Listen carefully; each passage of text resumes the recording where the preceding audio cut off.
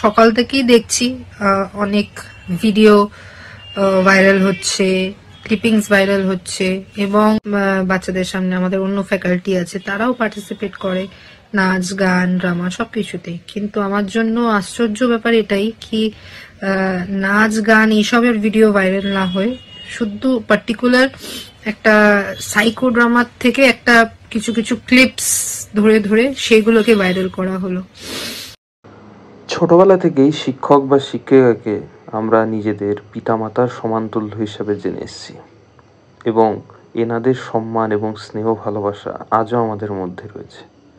কিন্তু আজকে যার কথা বলবো তিনি হলেন ডক্টর পায়েল ব্যানার্জি দাস, যার বিয়ে হয়েছে বা এখনো সম্পর্কে আছেন সৌভিক দাস নামে একটা ব্যক্তির সাথে।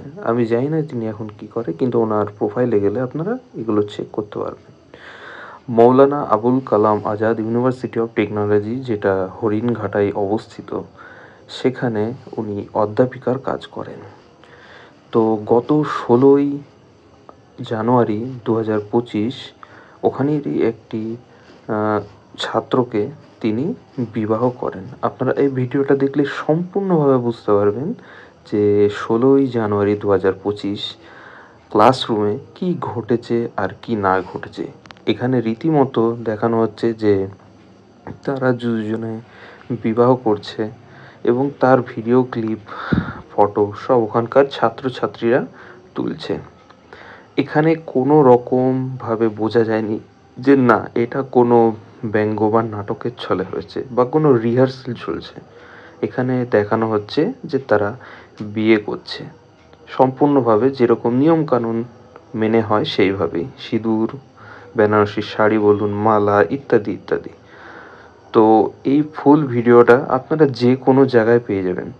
16 তারিখ এই ভিডিওটা ভালো মতো ভাইরাল হয় ফেসবুকে, এবং তারপর থেকে শুরু হয়ে যায় কমেন্টের ঝড়, যেটা আর নিতে না পেরে ম্যাডাম কি করে, নিজের প্রোফাইল থেকে একটা ভিডিও আপলোড করে, নিজের ক্ষমা প্রার্থী চায় এবং বলে যে সেখানে তিনি কোনো দোষ করেনি, ওখানে একটা রিহার্সাল চলছিল এবং তারই ভিডিও নাকি সবাই নিয়েছে।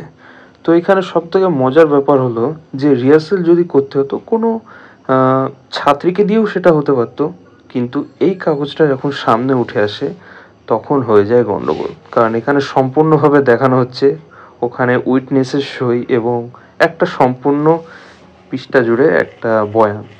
তো এটা আর চাপা রাখা হয়নি। তো